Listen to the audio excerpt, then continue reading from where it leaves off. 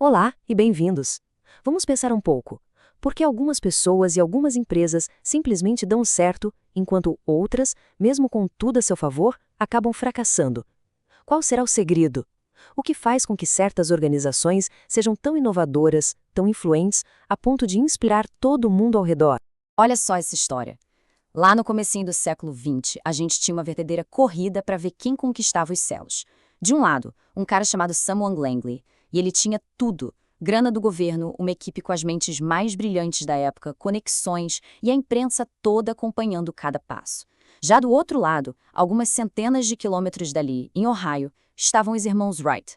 Eles não tinham nada disso. O dinheiro vinha da lojinha de bicicletas deles, e para se ter uma ideia, ninguém na equipe sequer tinha faculdade. Então, a pergunta que não quer calar é: como é que os irmãos Wright conseguiram, justo eles, que não tinham os mesmos recursos, contra uma equipe super bem equipada e financiada?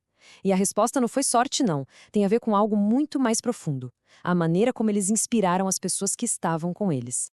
E para a gente entender essa resposta, primeiro a gente precisa dar um passo atrás e analisar como a maioria das organizações e líderes tenta motivar as pessoas. E geralmente o foco está sempre na mesma coisa, no o quê.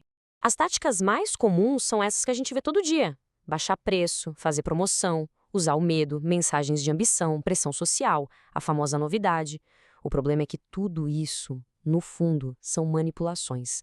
Elas até funcionam, sabe? Geram uma venda aqui, outra ali, mas lealdade, isso elas não constroem. E essa frase aqui é perfeita. Ela diz que vender só com base no preço é como uma droga. O efeito imediato é ótimo, claro, mas quanto mais se faz, mais difícil fica largar o vício. E é um ciclo vicioso mesmo. A empresa fica dependente de dar desconto para vender e o cliente fica dependente de só comprar se tiver desconto. Vamos pegar um exemplo prático. A indústria de carros lá nos Estados Unidos. Por muito tempo, a General Motors usou e abusou daqueles incentivos de cashback, sabe? Compra um carro e receba uma parte do dinheiro de volta. Essa era a principal estratégia deles. E qual foi o resultado disso no longo prazo? Bom, os números não mentem. As promoções até davam gás nas vendas na hora, mas ao longo de 17 anos, a fatia de mercado da GM simplesmente despencou. Enquanto isso, concorrentes como a Toyota, que não jogavam esse mesmo jogo, só cresciam. O que aconteceu foi exatamente isso. As táticas ensinaram os clientes a esperar pelo desconto. Ninguém era leal à marca GM, eram leais ao preço baixo. E o resultado final? Um prejuízo gigantesco. Chegou ao ponto deles perderem, em média, mais de $700 em cada carro vendido. Fica claro, então, que todas essas estratégias podem até fechar um negócio, uma transação, mas não constroem confiança, não geram aquela lealdade de verdade que dura. Aí a gente se pergunta, se isso não funciona direito, qual é a alternativa? Existe outro jeito? E a resposta é sim, existe. E o mais interessante é que é um padrão, uma ideia super simples que todos os grandes líderes e organizações que realmente inspiram as pessoas usam. É uma estrutura chamada de círculo dourado. Vamos entender isso. A primeira camada, a mais externa, é a do o quê. Essa é a parte fácil. Toda e qualquer empresa no mundo sabe o que ela faz. Vende produtos, presta serviços, é o mais óbvio.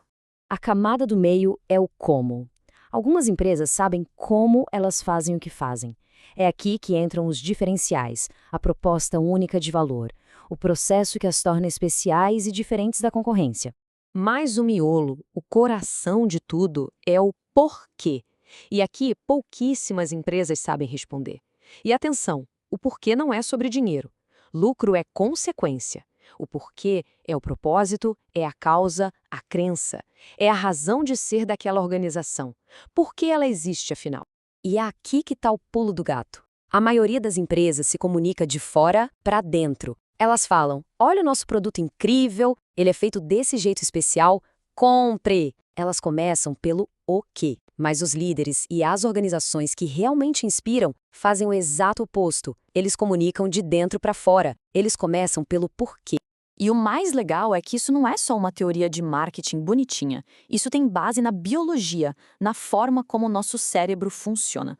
Olha que interessante essa relação. A parte mais externa do nosso cérebro, o neocórtex, é responsável pelo pensamento racional, pela linguagem.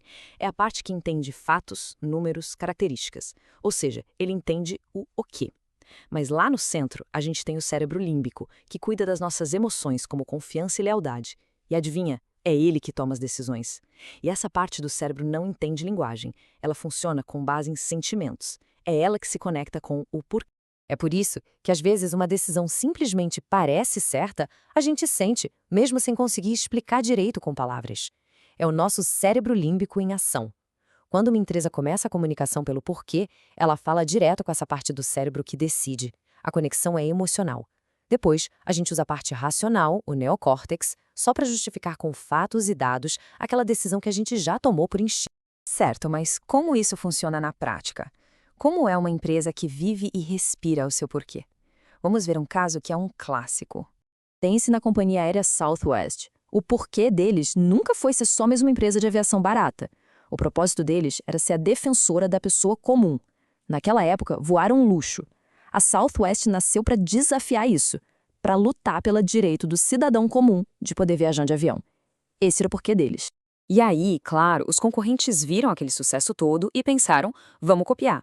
A Delta criou a Song, a United criou a TED, e elas copiaram tudo, o que e o como da Southwest. Eram baratas, divertidas, simples. E o resultado? Ambas faliram em pouquíssimo tempo. Sabe por quê? Porque elas eram só uma cópia, um produto. A Southwest era uma causa. No fim das contas, a Song e a TED eram ótimas em operar aviões, mas ninguém sabia por que elas existiam, além de para ganhar dinheiro. Sem um porquê, não tem como criar uma conexão, não tem uma causa para abraçar. Sobra o quê? Preço e conveniência. E só por isso, ninguém se torna leal a uma marca. E olha só como tudo se conecta. Isso nos leva de volta lá para o começo da nossa história. De volta para Samuel Langley e os irmãos Wright. A grande diferença entre eles não era o que eles estavam construindo, nem como.